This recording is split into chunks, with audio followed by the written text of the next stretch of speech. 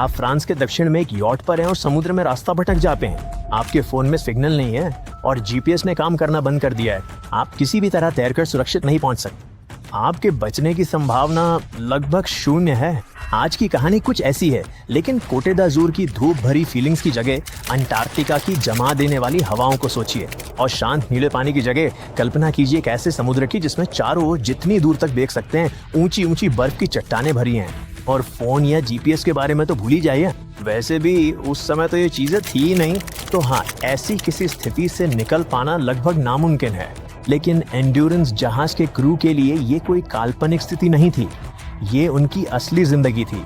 और फिर भी वे अपने जहाज को छोड़कर जिंदा बच गए। 100 साल से भी ज्यादा समय बाद वैज्ञानिकों ने आखिरकार उनका जहाज समुद्र की गहराइयों में ढूंढ निकाला।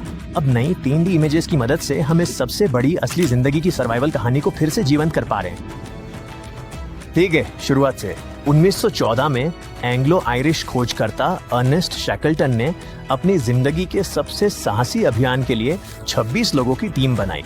अंटार्कटिका को पार करना। हम बात कर रहे हैं धरती के सबसे कठिन इलाकों की, एक जमी हुई वीरान जगह जहां भयंकर हवाएं चलती हैं, लंबी काली रातें होती हैं और तापमान -76 डिग्री फ़ारेनहाइट से भी नीचे चला जाता है।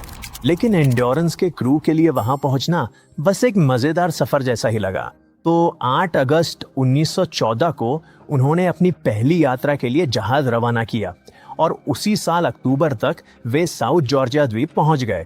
वहां से वे आखिरकार अपने मुख्य लक्ष्य की ओर बढ़े, जो था अंटार्कटिका के तट पर वेडल सागर।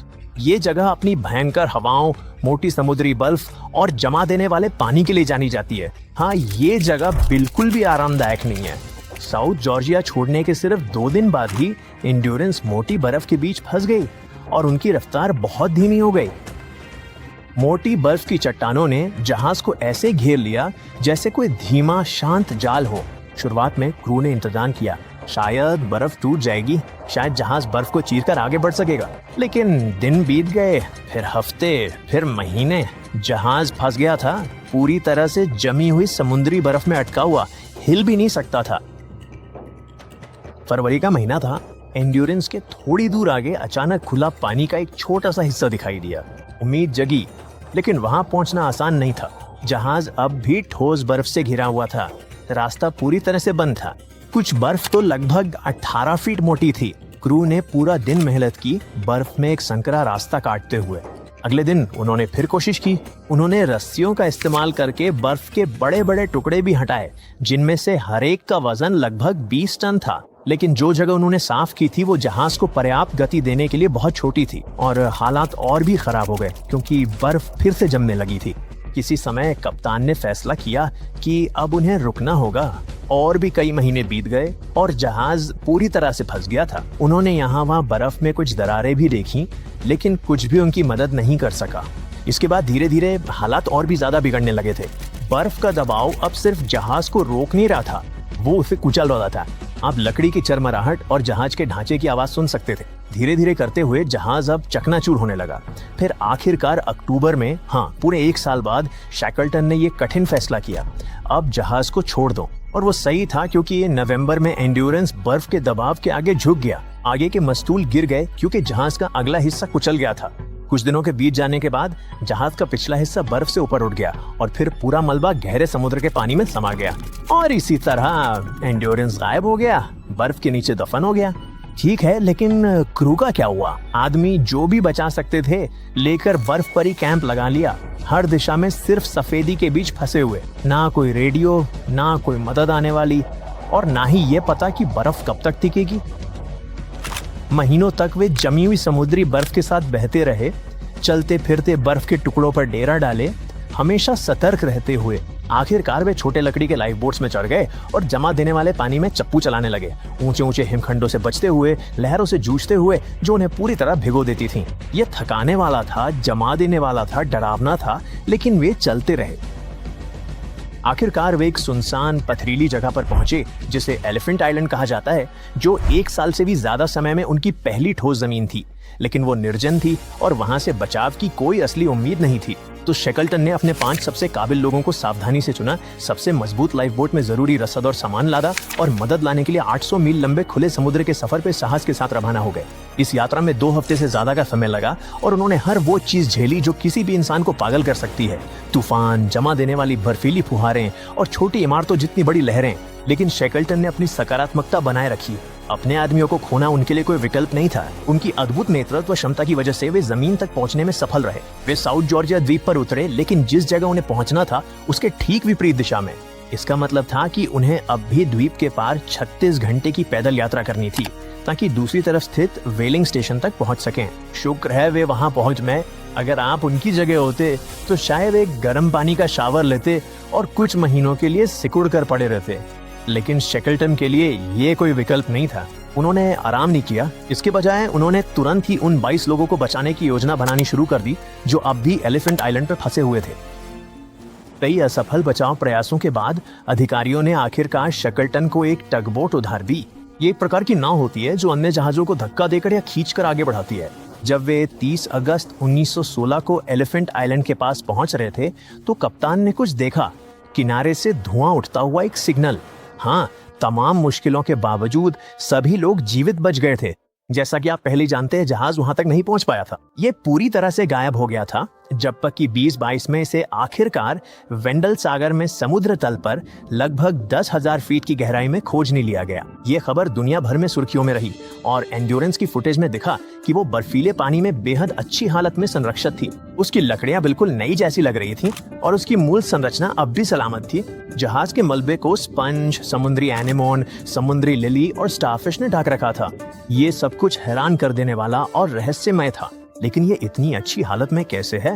हालांकि ये अपने आकार के किसी भी अन्य जहाज जैसा दिखता था, लेकिन था नहीं। एंड्योरेंस को कठिन बर्फीली परिस्थितियों में टिके रहने के लिए बनाया गया था। हर एक विवरण को अधिकतम मजबूती के लिए योजनाबद्ध किया गया था। जोड़ों और फिटिंग्स को मजबूती के लिए क्रॉस ब्रेस किया गया था।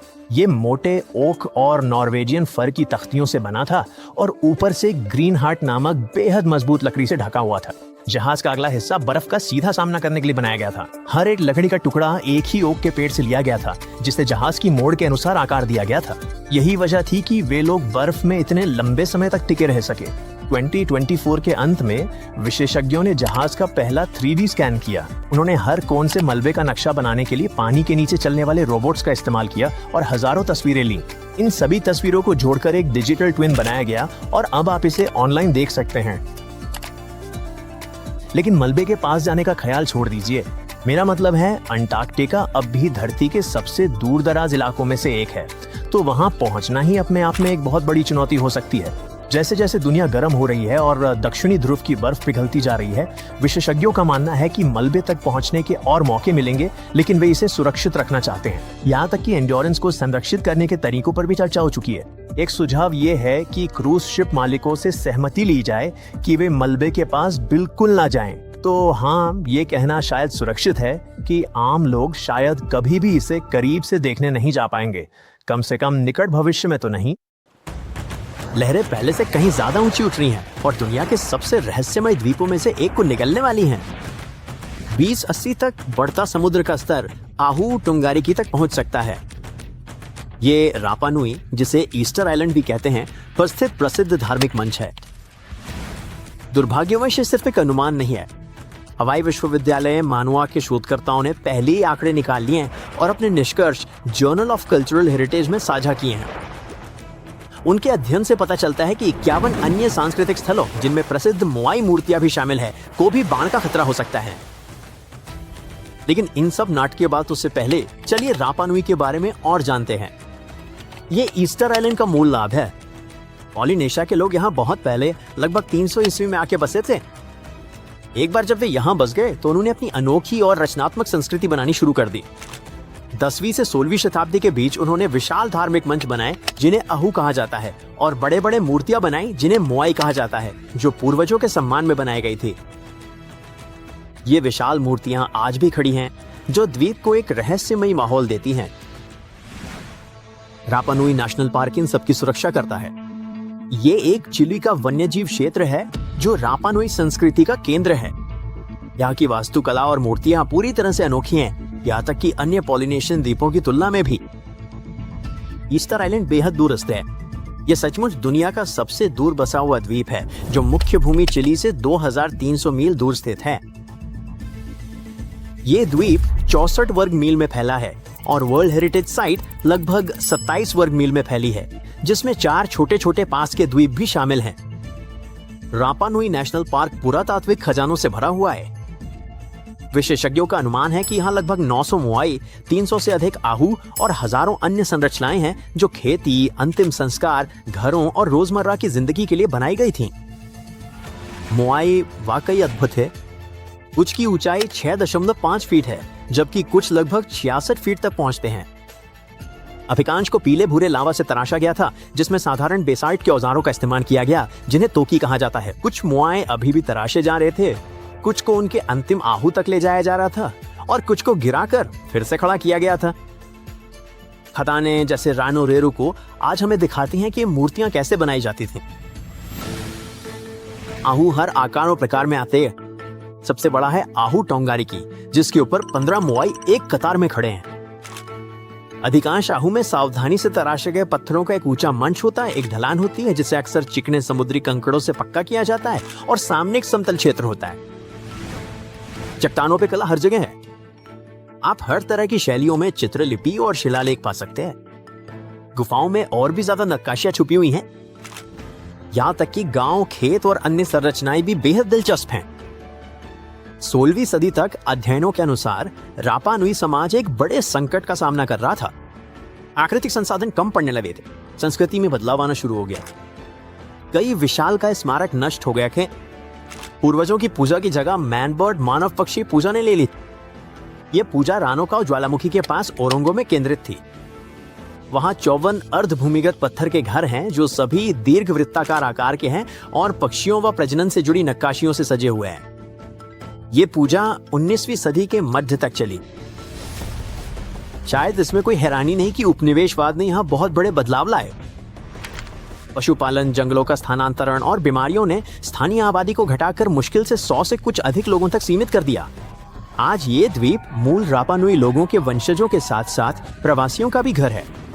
वे अपनी संस्कृति को बनाए रखने की कोशिश करते हैं और साथ ही आधुनिक दुनिया में भी रहते हैं। दुर्भाग्यवश ये सारी विरासत जल्द ही हमेशा के लिए खो सकती है, और अगर कुछ नहीं किया गया तो बढ़ता समुद्र रापा नुई की यूनेस्को विश्व धरोहर की स्थिति को खतरे में डाल सकता है।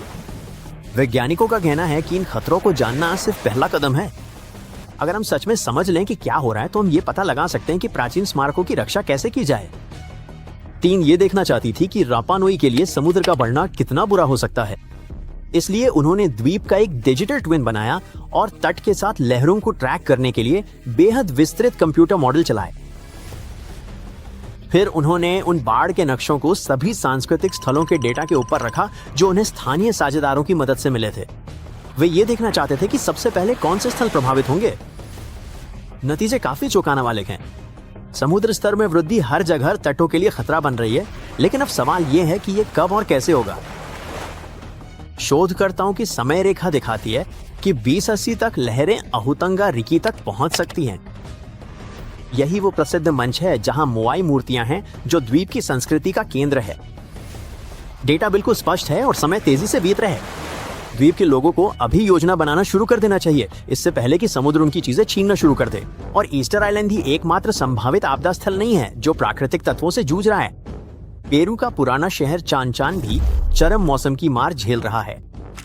ये कभी चिमू साम्राज्य की राजधानी था और मूल रूप से अमेरिका में मिट्टी से बना सबसे बड़ा प्राचीन शहर है। अपने समय के हिसाब से ये जगह बेहद उन्नत थी। यहाँ स्मार्ट सिटी प्लानिंग, संगठित समाज, सिंचाई प्रणालियां और कुछ अद्भुत कला थी। 1400 के दशक में इंका लोगों ने यहाँ कब्जा कर लिया था, लेकिन खंडहर आज भी दिखाते हैं कि चिमू लोग कितने विकसित थे। अब ये एक यूनेस्को विश्व धरोहर स्थल है और ये वाकई बहुत महत्वपूर्ण है। और अब एल नीनो, प्राकृतिक जलवायु चक्र की गर्म अवस्था, जिसे एल नीनो सदर्न ऑसिलेशन कहा जाता है, इस जगह पर भारी बारिश और लंबे सूखे दोनों लेकर आती है। ये उतार चढ़ाव हमेशा से होते आए हैं, लेकिन अब ये पहले से ज्यादा बार होने लगे हैं। इसके अलावा बढ़ता हुआ भूजल स्तर इमारतों को अस्थिर बना रहा है।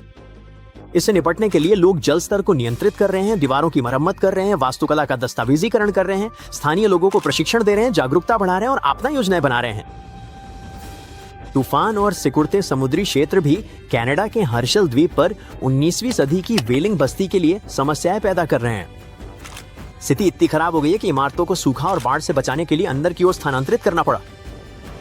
अगर कटाव ऐसे ही चलता रहा तो स्थानीय लोगों को इमारतों को और भी अंदर ले जाना पड़ सकता है और कुछ ढांचों को शायद छोड़ना ही पड़ेगा। परमाफ्रॉस्ट कब्रों को भी नुकसान पहुंचा रहा है, जिससे दफन ताबूत गिरने और टूटने लगे हैं। अगर हम बांग्लादेश के मस्जिदों के शहर बगराट की बात करें तो वहां पानी और खारी मिट्टी पत्थर की इमारतों को बर्बाद कर रही है। नमक चट्टानों में घुस जाता है और फिर गीला होने पे फैल जाता है। इससे पत्थर जल्दी दरकने और टूटने लगते हैं। और ये जगह भी यूनेस्को विश्व धरोहर स्थल है। यहाँ 360 मस्जिदें हैं। सार्वजनिक इमारतें, पानी के टैंक, मकबरे, पुल, सड़कें और अन्य सार्वजनिक इमारतें भी यहाँ हैं। लोगों ने कभी इन्हें पकी हुई ईंटों से बनाया था। एक और जगह जो बढ़ते समुद्र और तेज लहरों से खतरे में है वो है ब्रिटेन का तटीय इलाका। वहां मौसम की स्थिति कई ऐतिहासिक किलों के लिए खतरा बन गई है। हैम्पशायर का हर्स्ट कैसल, कॉर्नवॉल का टिंटैगल, कुम्ब्रिया का पील कैसल, डेवॉन का बेयर्ड्स कोव किला, आइल ऑफ सिली की गैरिसन दीवारें और साउथहैम्पटन का केलशॉ कैसल सभी खतरे का सामना कर रहे हैं। इंग्लिश हेरिटेज का कहना है कि तूफान से होने वाले नुकसान को रोकने के लिए दीवारों की मरम्मत और मजबूत सुरक्षा बनानी होगी। स्कॉटलैंड के एडिनबर्ग में भी भारी बारिश और चरम मौसम का असर पड़ रहा है। बाढ़ और भूस्खलन एक गंभीर और बढ़ता हुआ खतरा बन गए हैं। 1970 से अब तक वार्षिक वर्षा में 13% की वृद्धि हुई है। सैंडस्टोन बार बार भीगता और सूखता है, जिससे एडिनबर्ग कैसल घिसता है और जिस ज्वालामुखी चट्टान पर वो खड़ा है वो भी क्षरण का शिकार होती है। क्या ये एक दिन गिर जाएगा? अगर जल्दी कुछ नहीं किया गया तो समय ही बताएगा, शायद। एक और बेहद मशहूर और पर्यटकों से भरी जगह जो जल्द ही डूब सकती है वो है इटली का वेनिस। उसकी झील बढ़ते समुद्र स्तर से गंभीर खतरे का सामना कर रही है। बाढ़ आना पहले से कहीं ज्यादा आम होता जा रहा है। इससे शहर की इमारतें और सड़कें खतरे में पड़ जाती है। तो जैसा कि आप देख सकते हैं, रापा नुई की समस्या अनोखी नहीं है। अन्य तटीय स्थान जैसे हवाई भी समुद्र के बढ़ते स्तर से उसी खतरे का सामना कर रहे हैं। प्राचीन मंदिर, पवित्र समाधि स्थल और अन्य अमूल्य सांस्कृतिक स्थल भी खतरे में हैं, ठीक वैसे ही जैसे ईस्टर द्वीप के मोआई और समारोह स्थल। बढ़ता पानी सिर्फ इमारतों के लिए ही खतरा नहीं है, ये पूरे समुदायों के इतिहास, परंपराओं और पहचान को भी खतरे में डाल देता है। शोधकर्ता तटीय बाढ़ से जुड़े आंकड़ों का इस्तेमाल कर रहे हैं ताकि ये अनुमान लगाया जा सके कि रापा नुई और अन्य ऐतिहासिक स्थलों के साथ क्या हो सकता है। वे जोखिमों का नक्शा बना रहे हैं, ये अध्ययन कर रहे हैं कि समुद्र का स्तर कैसे बढ़ेगा और इन अनमोल स्थानों की रक्षा के उपाय खोज रहे हैं। समय तेजी से बीत रहे हैं और अगर कोई कदम नहीं उठाया गया तो सबसे पवित्र और प्राचीन स्थलों में से कुछ हमेशा के लिए खो सकते हैं। हे डायनो न्यू ईयर पार्टी में आपका स्वागत है। यहाँ वो सब हैं जिन्हें आप अच्छे से जानते हैं। Tyrannosaurus, triceratops, stegosaurus, Raptor, Diplodocus. लेकिन यहाँ कोई नया भी होगा, एक ऐसा मेहमान जो आपको हैरान कर देगा। देखिए, जीवाश्म विज्ञानियों ने डायनासोर की एक नई प्रजाति खोजी है जो कुछ हद तक टीरेक्स जैसी थी, लेकिन एक ट्विस्ट के साथ। ये लोग रसीले स्टेक के बजाय कुरकुरा सलाद खाना पसंद करेंगे। इस बंदे से मिलिए, कोई अंदाजा कि इसे कैसे बोला जाता है? डोनीचस सोक्टबतारी। शुक्रिया, कृपया अपनी तालियां थामे रखिए। ये शाकाहारी जीव हैं जो थेरिजिनोसॉरस समूह से संबंधित हैं, लेकिन उनमें एक कमाल की खूबी, एक ऐसी खूबी जिसने वैज्ञानिकों को दिखाया कि डुओनिचस डायनासोर विकास की एक नई शाखा से था जिसके बारे में बहुत कम जानकारी है। लेकिन है, चलिए वापस डायनो पार्टी में चलते हैं। चलिए, यहाँ आप अलग अलग व्यक्तित्व वाले डायनासोर देख सकते हैं। टीरेक्स एक दबंग और बड़े दांतों वाला है। वेलोसिरैप्टर बहुत ही जहरीला और मूडी लगता है। ट्राइसेराटॉप्स या स्टेगोसॉरस आक्रामक है लेकिन शांत रहते हैं। आप जानते हैं, उन लोगों की तरह जो किसी को हाथ नहीं लगाते, लेकिन उनसे पंगा ना लेना ही बेहतर है। तो उन सब के बीच थेरिजिनोसॉरस एक शांत बंदा है जो हमेशा मदद करेगा, पार्टी में हमेशा आपका साथ देगा और कभी परेशान नहीं करेगा। थेरिजिनोसॉरस लगभग 110 से 66 मिलियन साल पहले लेट क्रिटेशियस काल के दौरान उस क्षेत्र में रहते थे जो अब एशिया और उत्तरी अमेरिका है। उनकी शारीरिक बनावट उन्हें टीरेक्स जैसे शिकारियों की तरह दिखाती थी, लेकिन थेरिजिनोसॉरस शाकाहारी थे जिनके पास बड़े अर्धचंद्राकार पंजे थे। कुछ प्रजातियों में वे 20 इंच तक पहुंच जाते थे। कल्पना कीजिए कि अगर ये राक्षस मांसाहारी होते तो कितने खतरनाक होते। लेकिन वे अपने पंजों का इस्तेमाल पेड़ की टहनियों को पकड़ने और पत्तियां खाने के लिए करते थे। डोनिचस काफी बड़ा था, जिसकी लंबाई 10 फीट से थोड़ी कम थी। एक दरियाई घोड़ा लगभग उसी आकार का होता और उनका वजन लगभग 600 पाउंड था, जो एक घोड़े के आकार का लगभग आधा है। हेरिजेनोसोरस का मुंह लंबा था, कुछ हद तक बत्तख की नाक जैसा, और 3 अंगूठों वाले लंबे अगले पंजे थे। लेकिन हाल ही में जो डोनिचस मिला है वो अनोखा था, क्योंकि उसके हर हाथ में सिर्फ 2 ही उंगलियां थीं। 2 उंगलियों वाले डायनासोर की खोज ने जीवाश्म विज्ञानियों के बीच खुशी की लहर दौड़ा दी है। ठीक है, 3 के बजाय 2 उंगलियां, जो भी हो, आप सोच सकते हैं, लेकिन इससे बहुत बड़ा फर्क पड़ता है। ये दिखाता है कि डायनासोर कैसे विकसित हुए। नवीनतम जीवाश्म विज्ञान समाचारों के अनुसार ये खोज मंगोलिया में हुई थी। ये इतिहास का सबसे बड़ा संरक्षित पंजा था। इसका आकार लगभग 11 इंच था और ये मुड़ा हुआ था। इसका मतलब है कि ये एक विशाल केले जैसा था। सबसे अच्छी बात ये थी कि पंजा केराटिन से ढका हुआ था। हमारे नाखून भी इसी चीज से बने होते हैं। क्या आप कल्पना कर सकते हैं? करोड़ों साल पहले रहने वाली बड़ी छिपकलियों के पंजों की बनावट हमारे नाखूनों जैसी ही थी। प्रकृति अद्भुत है अना। क्या आप इस अजीब सिद्धांत को जानते हैं कि टीरेक्स एक मुर्गी में और वेलोसिरैप्टर एक शुतुरमुर्ग में विकसित हुआ? विकासवादी बदलाव तो बहुत हुए होंगे, लेकिन 2 उंगलियों वाले डायनासोर की खोज हमें डायनासोर के विकास की अधिक स्पष्ट और विस्तृत व्याख्या देती है। थेरिजिनोसोरस के प्रत्येक पंजे पर 3 नुकीली उंगलियां थीं, लेकिन प्रकृति ने उनमें से एक को क्यों हटा दिया? वैज्ञानिकों का मानना है कि यह व्यवहारिक था। यह संभव है कि 2 उंगलियों वाला पंजा 3 उंगलियों वाले पंजे की तुलना में बहुत अधिक मजबूत और लचीला था। इस तरह डायनासोर गिरगिट की तरह वनस्पतियों और टहनियों को पकड़ सकते थे।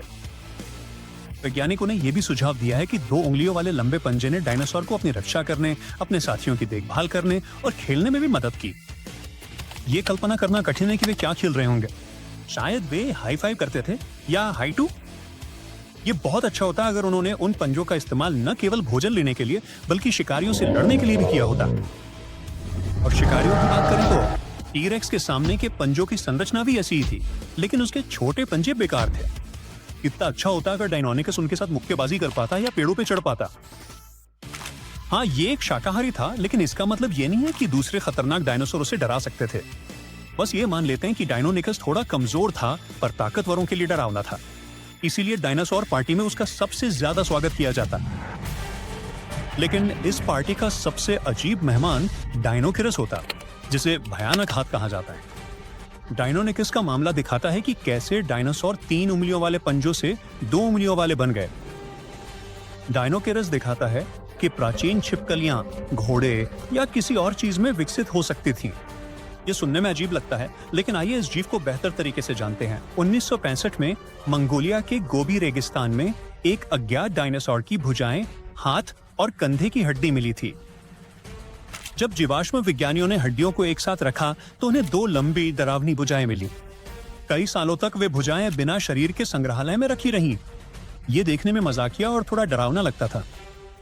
प्रत्येक भुजा लगभग 8 फीट लंबी थी। ये सबसे लंबे बास्केटबॉल खिलाड़ियों से भी अधिक हैं। जीवाश्म विज्ञानी गोबी रेगिस्तान में डायनासोर के शरीर के अन्य हिस्सों को खोजने की कोशिश कर रहे थे, लेकिन उनके प्रयास असफल रहे। डायनोकेरस जीवाश्म विज्ञान के सबसे प्रसिद्ध रहस्यों में से एक बन गया। इतनी लंबी भुजाओं वाला जीव कितना बड़ा रहा होगा? वो क्या खाता था? वो कैसे रहता था? ये 2014 तक अज्ञात रहा। इस छिपकली के बारे में जीवाश्म विज्ञान की ताजा खबरों के अनुसार Korea institute of geo science and mineral resources के वैज्ञानिकों के एक समूह ने डायनोकेरस के अन्य अच्छी तरह से संरक्षित अवशेषों की खोज की है। उनकी मदद से जीवाश्म विज्ञानी इस छिपकली के रूप को फिर से बनाने में सफल रहे हैं, और ये सफलता 2 उंगलियों वाले डायनासोर की खोज से कहीं अधिक शानदार साबित हुई है। क्या आप तैयार हैं? डायनोकेरस विशाल था, काफी धीमा, घोड़े जैसा सिर और एक रीढ़ जो कुबर जैसा कुछ बनाती थी। ये किसी साइंस फिक्शन फिल्म के लिए भी बहुत अजीब लगता है। ये नई डायनासोर प्रजाति ऑर्निथोमिमोसोरिया की थी, जो शुतुरमुर्ग जैसी फुर्तीली और तेज चलने वाली प्रजाति है। लेकिन डायनोकेरस ऐसा नहीं है। रफ्तार और फुर्ती के बजाय इस डायनासोर का आकार बहुत बड़ा था। ये 36 फीट लंबा था और इसका वजन 13,200 पाउंड था, जो लगभग एक वयस्क हाथी के वजन और आधे मेट्रो डिब्बे की लंबाई के बराबर है। अपने आकार के बावजूद डेनोकीरस काफी हानि रहित था। इसका लंबा थूथन बत्तख या घोड़े जैसा दिखता था। इसके दांत भी नहीं थे, इसलिए टायरानोसोरस और अन्य शिकारी दिग्गजों के लिए यह एक आसान शिकार था। और ये सिर्फ एक अंदाजा नहीं है, वैज्ञानिकों को इस डायनासोर के मिले कंकालों पर काटने के निशान मिले हैं। ऐसा लगता है कि ये बेचारा विशाल जीव कुछ बहुत ही बुरे और भूखे शिकारियों से टकरा गया था। लेकिन इस अजीब छिपकली का अपना भोजन क्या था? ये लगभग सब कुछ खा लेगा था। कोमल पौधे, शैवाल, छोटे कशेरुकी जीव और मछलियां। ये अपनी चोंच और जीभ से झीलों और नदियों के तल से भोजन सोखता था और भोजन पीसने के लिए पत्थर निगल लेता था।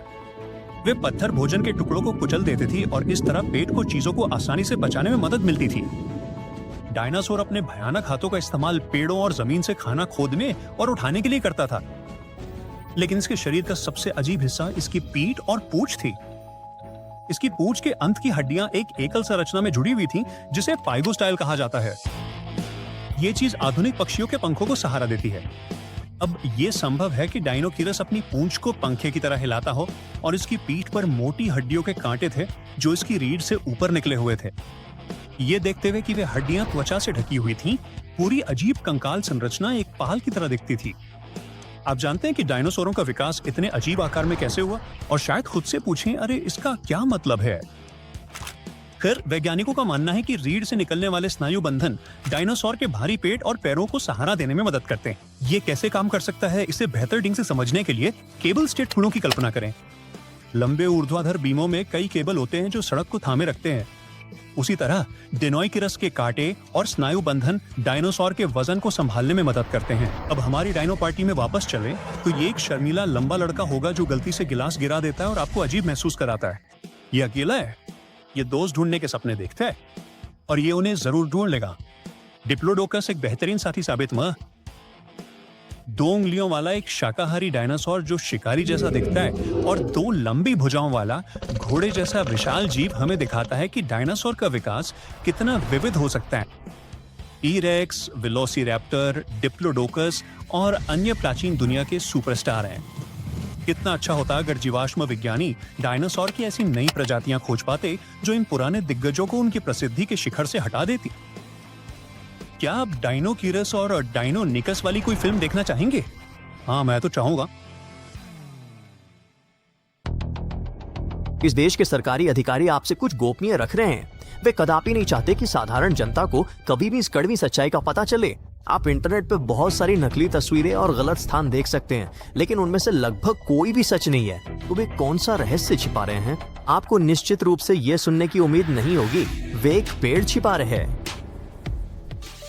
लेकिन ये सिर्फ एक पेड़ नहीं है, इसकी शाखाओं पर पैसा उगता है। क्या आप इस पर विश्वास कर सकते हैं? बिल्कुल नहीं, ये एक मजाक है। लेकिन सच तो ये है कि अमेरिका दुनिया के सबसे पुराने पेड़ की रक्षा करता है और इसका नाम मेथुसेला है।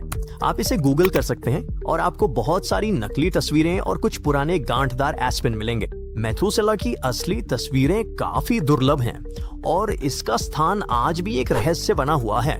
ये कैलिफोर्निया के इन्यो नेशनल फॉरेस्ट में मेथुसेला ट्रेल के पास कहीं उगता है। ये एक ब्रिसलकोन पाइन का पेड़ है और इसकी उम्र 4600 साल से भी ज्यादा है। कल्पना कीजिए कि उस पेड़ के तने को छूना और उन हजारों सालों के इतिहास को महसूस करना कितना अच्छा होगा। सिर्फ इतना कि ये अच्छा नहीं है। यही कारण है कि देश इसका स्थान छिपा रहा है। अगर हजारों पर्यटक पेड़ को छूते और उसकी शाखाओं के छोटे टुकड़े उठा लेते तो ये 1 महीना भी नहीं टिक पाता। इस क्षेत्र के कई पेड़ अभी काफी कमजोर हैं और सूखे और हर तरह के बुरे कीड़ों से जूझ रहे हैं। इसलिए मेथुसेला भी खतरे में है। भले ही आपको स्थान का पता चल जाए, इसे छुएं या इसके पास न जाएं। इस पेड़ की खोज डेंड्रोक्रोनोलॉजिस्ट एडमंड शूलमैन ने की थी। डेंड्रोक्रोनोलॉजिस्ट एक वैज्ञानिक होता है जो प्राचीन पेड़ों के छल्लों का अध्ययन करता है, लेकिन उस पर बाद में बात करेंगे। तो शूलमैन ने पिछली सदी के मध्य में पेड़ की खोज की थी और पिछले 50 वर्षों में ये अफवाहों और किंवदंतियों में घिर गया है। लेकिन शूलमैन को कैसे पता चला कि ये सबसे पुराना था? 1957 में उन्होंने एक कोर नमूना लिया और पेड़ के वार्षिक छल्लों का अध्ययन किया। आप देखिए, हर साल एक पेड़ के अंदर एक परत बनती है जो एक छल्ले जैसी दिखती है, लेकिन वैज्ञानिक तने को नहीं काटते। चिंता मत करो, वे पेंसिल जितना मोटा एक टुकड़ा निकालते हैं और उतना ही काफी है। जितनी अधिक परतें होंगी पेड़ उतना ही पुराना होगा। तो शुलमैन ने मेथुसेला के छल्लों को गिना और पाया कि ये 4600 साल से भी ज्यादा समय से बढ़ रहा है। इसका मतलब है कि ये प्राचीन विशाल रेडवुड से भी पुराना है, जिन्हें ग्रह पर सबसे पुराने पेड़ माना जाता था। साल 1958 में शुलमैन ने मेथुसेला के अस्तित्व के बारे में एक विस्तृत कहानी बताई और नेशनल ज्योग्राफिक में इसकी तस्वीरें प्रकाशित की। उसी पल से ये पेड़ पूरी दुनिया में बहुत लोकप्रिय हो गया।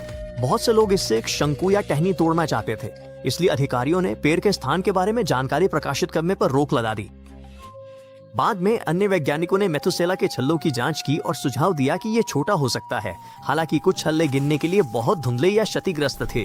किसी भी मामले में ये पृथ्वी पर सबसे प्राचीन पेड़ बना हुआ है, यानी आधिकारिक तौर पे इसकी पुष्टि हो चुकी है। लेकिन ये हमेशा ऐसा नहीं था। 1964 की बात है।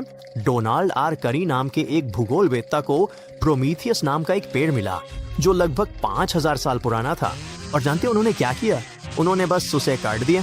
उन्होंने ऐसा क्यों किया, इसके बारे में कई सिद्धांत हैं। और सैंपल लेने वाला औजार टूट गया था या शायद उन्हें उसे चलाना नहीं आता था, पर नतीजा दुखद रहा। वो पेड़ नहीं बच पाया। उम्मीद है कि मेथुसेला के साथ ऐसा कुछ नहीं होगा और वो एक लंबी जिंदगी जिएगा। लेकिन वैज्ञानिक इसे लेके इतने चिंतित क्यों हैं? हाँ, ये हमारे ग्रह के इतिहास के बारे में बहुत कुछ बता सकता है, लेकिन क्या कोई और भी कारण है? एक सिद्धांत है कि ये पेड़ हमेशा जीवित रह सकता है अगर कोई इसे ना काटे और सूखा या परजीवी इसे नष्ट न करें। तो मूल रूप से मेथुसेला प्रकृति के युवाओं के झरने जैसा है। सोचिए, अगर हम इंसानों पर भी वही तरकीब इस्तेमाल कर पाते। ठीक है, अब हम जानते हैं कि अमेरिका क्या छुपाता है, लेकिन क्या आप जानते हैं कि ऑस्ट्रेलिया क्या राज रखता है? ये न केवल एक अद्भुत और विशालकाय वृक्ष है, बल्कि अपने आप में पूरा द्वीप भी है। भले ही आपको द्वीप पर जाने की अनुमति मिल जाए, वहां पहुंचना आपके लिए आसान नहीं होगा। ये द्वीप ऑस्ट्रेलिया और अंटार्कटिका के बीच समुद्र के बीचों बीच कहीं स्थित है, पर इसकी संभावना कम है कि आपको ऐसी अनुमति मिलेगी। तथ्य ये है कि हर द्वीप इंसानों से पूरी तरह अछूता है और ऑस्ट्रेलिया इसे वैसा ही रखना चाहता है। इंटरनेट पर आपको इस द्वीप के बारे में बहुत कम विश्वसनीय जानकारी मिलेगी। हमें बस इतना पता है कि द्वीप पर 2 सक्रिय ज्वालामुखी, ऑस्ट्रेलिया का सबसे ऊंचा पर्वत और कई ग्लेशियर्स हैं। लेकिन क्या आप जानते हैं कि सबसे अच्छी बात क्या है? ये उन जानवरों का घर है जो आपको कहीं और नहीं मिलेंगे। द्वीप का बंद पारिस्थितिकी तंत्र उन जीवों को सुरक्षित रखता है जिन्होंने शायद कभी इंसानों को नहीं देखा होगा। अगला खूबसूरत द्वीप काफी बेहद लोकप्रिय और मशहूर है, जो दक्षिण अमेरिकी देश ब्राजील में स्थित है। अधिकारी इसे गुप्त नहीं रखते, लेकिन वे इसे पर्यटकों से बचा कर रखते हैं। भले ही आपके पास इस जगह पे जाने की अनुमति हो, शायद आप वहां जाना नहीं चाहेंगे। ये ब्राजील का मशहूर स्नेक आइलैंड है और इसका नाम ही सब कुछ साफ साफ जाहिर कर देता है। जमीन के इस टुकड़े पर दुनिया में जहरीले सांपों का सबसे बड़ा जमावड़ा है। वे गोल्डन लांसहेड पिट वाइपर है। इस सांप का एक काटना किसी इंसान के लिए बेहद खतरनाक हो सकता है। वहाँ हर जगह सांप ही सांप हैं और दूसरे जानवरों से उनका लगभग कोई मुकाबला नहीं है। इन रेंगने वाले जीवों को संभालने में सक्षम विशेषज्ञ ही इस द्वीप पर जा सकते हैं। बहुत सी गुप्त जगहें प्रतिबंधित रहती हैं, क्योंकि इंसान अनजाने में उन्हें खराब कर सकते हैं। ऐसा नहीं है कि हम बुरे हैं, बस वहाँ होने मात्र से प्रकृति के छोटे अदृश्य हिस्से बदल सकते हैं। और यहाँ उस तरह के विनाश का एक बड़ा उदाहरण है जिसे हम शुरू कर सकते हैं। आप सभी ने घोड़ों और सांडों वाली प्राचीन गुफा चित्रों की तस्वीरें देखी होंगी। ऐसी गुफाओं में सबसे प्रसिद्ध लास्को गुफा है, जो फ्रांस में स्थित है। गुफा के अंदर की दीवारों पर लोगों को 600 से अधिक चित्र और लगभग 1500 नक्काशी मिली। 20,000 साल पुराने इन चित्रों में अलग अलग जानवरों को दर्शाया गया था। वैज्ञानिकों ने गुफा को जनता के लिए खोल दिया और इससे एक बड़ी आपदा आ गई। गुफा देखने के लिए बहुत ज्यादा लोग आए और इसने गुफा के पारिस्थितिकी तंत्र को बिगाड़ दिया। फिर एक फंगस पैदा हो गया और दीवारों पे फैलने लगा, जिससे पुराने चित्र खराब होने लगे। ये वैज्ञानिक जगत के लिए एक बड़ी त्रासदी थी। गुफा को तुरंत पर्यटकों के लिए बंद कर दिया गया। अब केवल पुरातत्वविदों का एक छोटा समूह ही इसमें प्रवेश कर सकता है। कोई नहीं जानता कि गुफा दोबारा कब खुलेगी या खुलेगी भी या नहीं। पहली यूरोपीय बस्तियों के मानव इतिहास की वे झलकियां शायद जनता के लिए हमेशा के लिए खो जाएं। हमारा अगला गुप्त स्थान नॉर्वेजियन द्वीप समूह स्वालबार्ड में है। ये स्वालबार्ड ग्लोबल सीड वॉल्ट है, एक विशाल भंडारण तिजोरी जिसमें विभिन्न प्रकार के 45 लाख बीज रखे जा सकते हैं। अधिकारियों का कहना है कि स्थानीय आपदा की स्थिति में आबादी को बचाने के लिए बीजों को वहां संग्रहित किया जाता है। लेकिन बहुत से लोग सोचते हैं कि उन्हें प्रलय के लिए छिपा कर रखा गया है ताकि सब कुछ गलत होने पर पृथ्वी को फिर से बसाने में मदद मिल सके। लेकिन सभी देशों में से लोगों ने बीजों को यहीं संग्रहित करने का निर्णय क्यों लिया? सोलबार्ड की ठंडी और शुष्क जलवायु के कारण यहाँ की मौसम की स्थितियाँ बीज संरक्षण के लिए आदर्श हैं। तिजोरी की सुरक्षा कड़ी है, ये गोपनीय है और अधिकृत व्यक्तियों के अलावा कोई भी अंदर नहीं जा सकता। हमारे सभी गुप्त स्थान प्रकृति से जुड़े हैं, एक द्वीप, एक जंगल, एक गुफा। लेकिन वीडियो को शहर में खत्म करने के बारे में क्या ख्याल है? ये सबके सामने है, लेकिन इसमें एक गुप्त कमरा छिपा है जिसमें प्रवेश करना असंभव है। अटलांटा, जॉर्जिया में बेहतरीन सुरक्षा वाले एक संग्रहालय के अंदर कोका कोला की गुप्त रेसिपी एक विशाल तिजोरी में बंद है। क्या? हाँ, ये शायद दुनिया के सबसे सुरक्षित रहस्यों में से एक है। पैसा, हीरे, प्राचीन कलाकृतियां, इनमें से किसी को भी वैसी सुरक्षा नहीं मिलती जैसी कोक रेसिपी वाले कागज के एक टुकड़े को मिलती है। ये रहस्य वहाँ 125 से अधिक वर्षों से रखा गया है। अद्वितीय भंडारण डिजाइन और सुरक्षा प्रणाली चोरी को लगभग असंभव बना देती है। आप एक विशेष संग्रहालय में जा सकते हैं और तिजोरी का दरवाजा देख सकते हैं, लेकिन और कुछ नहीं। निश्चित रूप से कागज के एक टुकड़े की रखवाली करना थोड़ा अजीब लगता है, लेकिन फिर भी इस ड्रिंक ने कंपनी को अरबों की कमाई कराई है। कोका कोला 1 सदी से भी अधिक समय से दुनिया के पसंदीदा ड्रिंक्स में से एक रहा है और ये अभी भी भारी मुनाफा कमा रहा है। इसलिए इसमें कोई आश्चर्य नहीं है कि इसकी रेसिपी को इतना गुप्त रखा गया है।